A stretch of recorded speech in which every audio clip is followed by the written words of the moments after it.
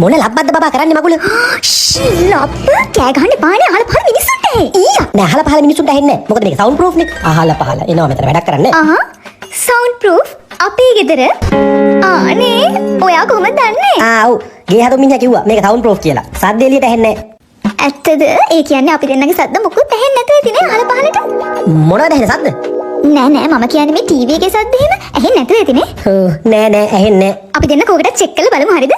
මම කියන්න ඔයා ඇතුළේ ඉන්න කෑ ගහන්න මං එළියට ගිහලා චෙක් කරලා බලන්න ඇහෙනවද කියලා. හරි කරමු. අනේ ඇහෙන්නේ කතාව ඇත්ත. මෙයා හරි.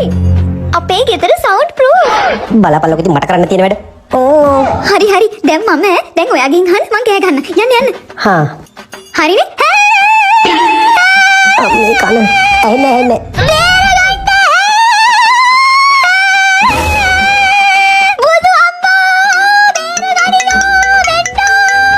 හෙලෝ. පුතා මොකක් කරදරයක්ද? නෑ ටි අවුලක් නෑ. අද වයිස් පෙත්ත ගත්තනේ.